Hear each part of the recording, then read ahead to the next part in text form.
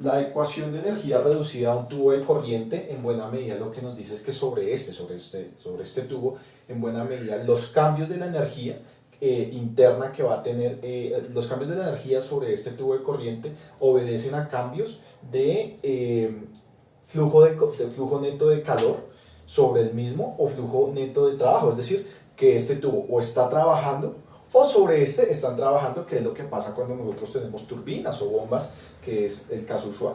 Y esto va a repercutir en cambios, ya sea de la energía interna, o de la energía cinética, o de la energía de flujo, o de la energía potencial gravitacional que nosotros tenemos a lo largo del flujo que está sobre este tubo en buena medida, que se puede asociar a un volumen de corriente.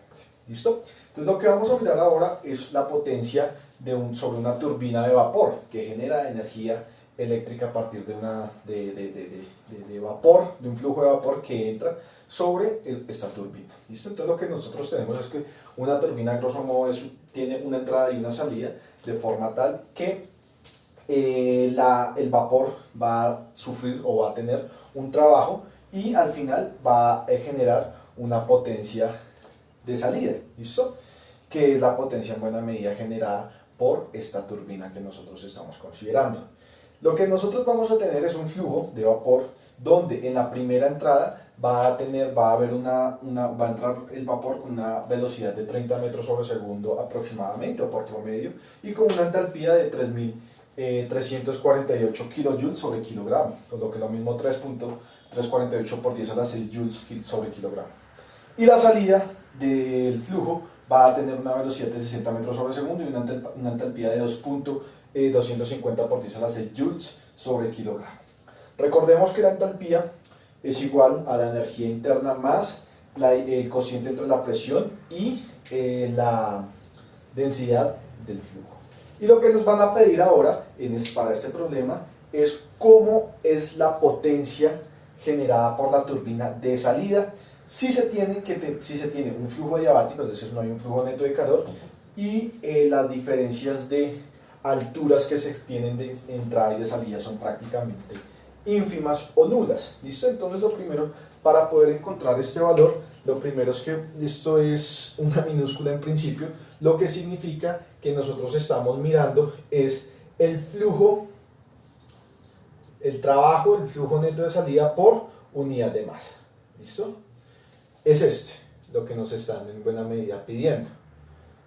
Bien, porque si ustedes se dan cuenta acá no hay ninguna forma de calcular, no nos dan ni caudal, no nos dan ni densidad, ni ninguna otra manera, ni alguna otra cantidad para poder encontrar el flujo de masa, que es en buena medida lo que nos permite encontrar el flujo o el trabajo neto de la turbina. ¿Listo? Entonces, ¿qué es este W.out? ¿Listo? Entonces ustedes tienen que el W neto, que es este de acá, va a estar dado por la diferencia entre el flujo neto de entrada menos el flujo neto de salida. ¿Listo? El flujo de trabajo. ¿Listo?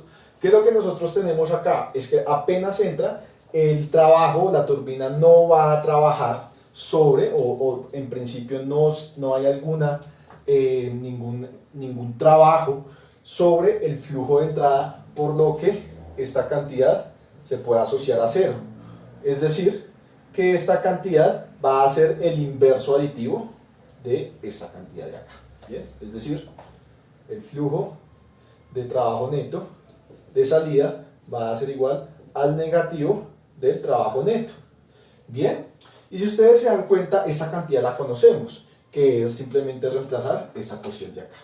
Es decir, voy a escribirla otra vez, m punto, y la voy a escribir sobre la base de las entalpías. Es decir, ustedes tienen H1, H2 menos H1, perdón, H2 menos H1, estas dos se nos van, esta es 0, más B sub 2 al cuadrado, menos B sub 1 al cuadrado, y todo esto sobre 2. ¿Listo? Como nos están pidiendo, simplemente es el trabajo neto de salida por unidad de masa, entonces esto se nos va a dividir y así encontramos esta cuestión de acá. ¿Listo? Entonces lo que vamos a tener es que acá va por menos 1, ¿listo? Porque ese es negativo. Y tenemos finalmente que H1 se nos va a cambiar los signos, ¿listo? Entonces el flujo de masa ya desaparece, porque lo pasamos a dividir, y nos queda H1 menos H2 más B1 al cuadrado menos B2 al cuadrado sobre 2. Bien, y lo que hacemos ahora, en buena medida, es simplemente pues reemplazar y operar. Entonces lo que vamos a tener es que el trabajo de salida por unidad de masa va a ser igual a H1, que vendría siendo esta cantidad de acá, 3,348 menos 2,250, esto por 10 a la 6 joules sobre kilogramo. ¿Listo? Joules sobre kilogramo más B sub 1, que es 30 metros sobre segundo, 30 metros sobre segundo al cuadrado, menos 60 metros sobre segundo al cuadrado, y todo esto sobre 2. ¿Listo? Finalmente lo que ustedes van a tener cuando operan es que esta cantidad, que es el flujo neto de salida, va a ser igual a aproximadamente 797 kilojoules sobre kilogramo. ¿Listo? Esta podría entonces determinarse como la salida neta de la potencia neta o el trabajo neto que se está haciendo la turbina sobre el flujo de vapor una vez este sale de la turbina.